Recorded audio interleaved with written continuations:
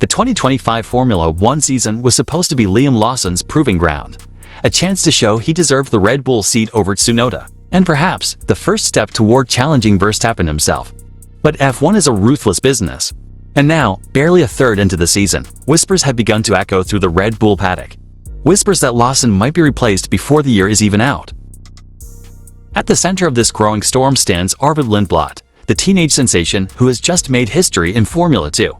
With Christian Horner and Helmut Marko both singing his praises, and with Isaac Hadjar already outscoring Lawson at Racing Bulls, the writing may already be on the wall. If you want to understand what's really going on behind the scenes, and what this means for the future of Red Bull and Formula One, then stay right here. This is the video you don't want to miss. And while you're here, make sure to hit that subscribe button so you don't miss any of the stories the mainstream won't tell you.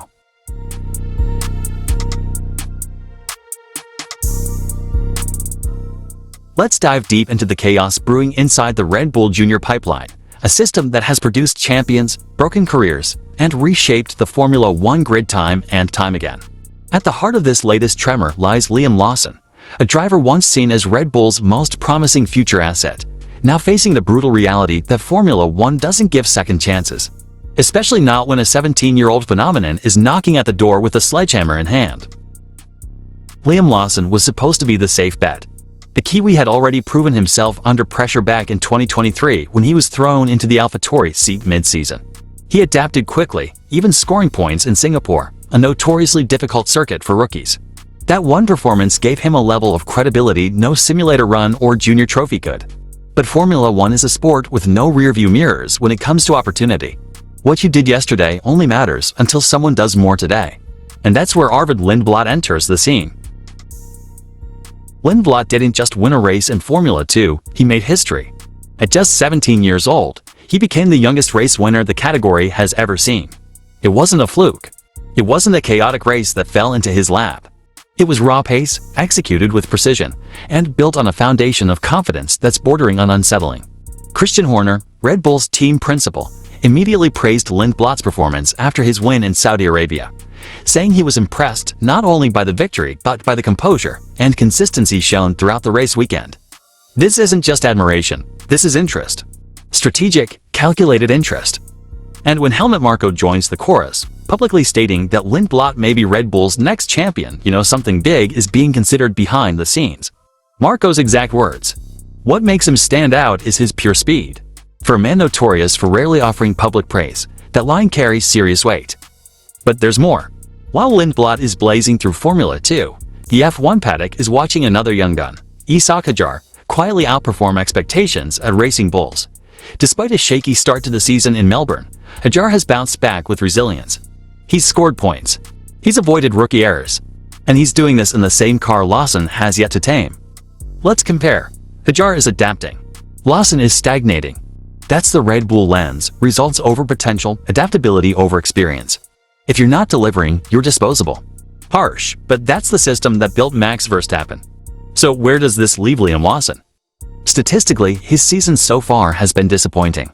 17th in Japan, 16th in Bahrain, 12th in Saudi Arabia.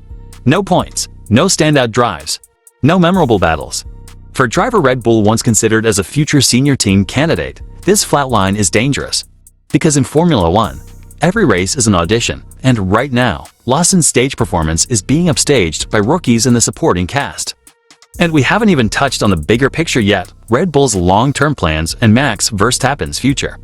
Amid internal turmoil, Verstappen's relationship with Red Bull's management, especially after the fallout involving Christian Horner earlier in the year, remains delicate. While no departure has been confirmed, the team is preparing for all scenarios. They've seen what happened with Vettel. They've watched Hamilton make late career moves. Red Bull knows that even dynasties end. And that means preparing the next generation isn't just a luxury, it's a necessity. That's why Arvid Lindblad is now the centerpiece of something much larger than a potential Racing Bull seat. Red Bull isn't just grooming a driver, they may be cultivating their post-Verstappen era. A new identity, a new brand of aggression, one that aligns with their traditional values: youth, speed, and fearlessness. Let's entertain a scenario. Suppose Lawson continues underperforming and Hadjar builds momentum. Lindblad continues dominating F2 and shows he can handle media pressure, technical feedback, and simulator performance at a level matching or exceeding Lawson. By mid-season, Red Bull may no longer see Lawson as salvageable. They've invested years into his development, but Red Bull has never been sentimental. If the data no longer supports your case, the experiment ends. This isn't new. Just look at the team's history. Sebastian Buemi, Jean, Eric Verne, Daniel Kvyat, all talented, all replaced. Gasly and Albon were both given half seasons before being pulled from Red Bull Racing, and both later proved their talent outside the system. Lawson could very well be the next on that list. In fact, he's already starting to sound like someone coming to terms with that possibility. In a recent interview, Lawson admitted, "We know how Formula One is, how quickly things change. That's not confidence. That's realism." And in Red Bull's world, realism often precedes replacement. But there's a twist in this story, a psychological one.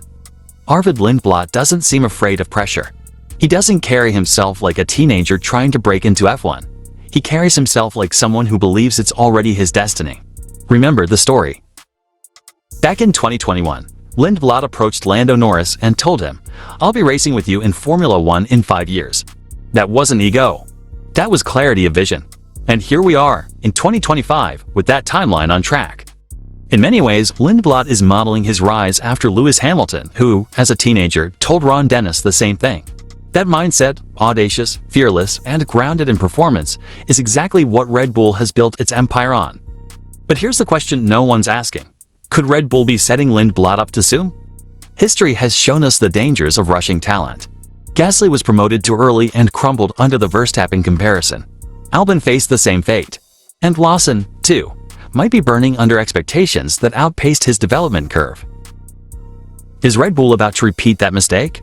Or have they finally learned how to cultivate champions without destroying their confidence?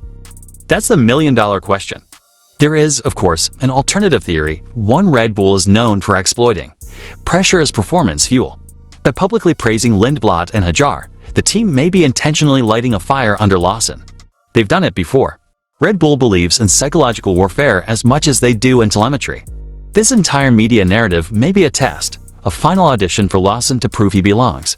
If he steps up, great. If not, they already have replacements in the wings. And let's not forget the external factor, the 2026 regulation reset. Teams are already planning their long-term driver lineups with that in mind. Stability is gold. Red Bull wants a strong duo locked in before the storm.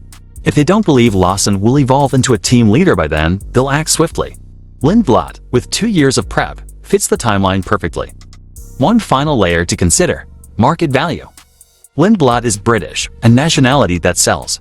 With McLaren and Mercedes both proudly flying the Union Jack, Red Bull could benefit from having their own British star for marketing and branding purposes. Pair that with his age, his history making F to win, and his impressive mental resilience, and you have the makings of a commercial and competitive asset. So now, it's over to you. Should Red Bull pull the plug on Lawson this season and fast-track Arvid Lindblad to Formula One? Or would that be a repeat of the mistakes that derailed the careers of Albon and Gasly? Let us know what you think in the comments below.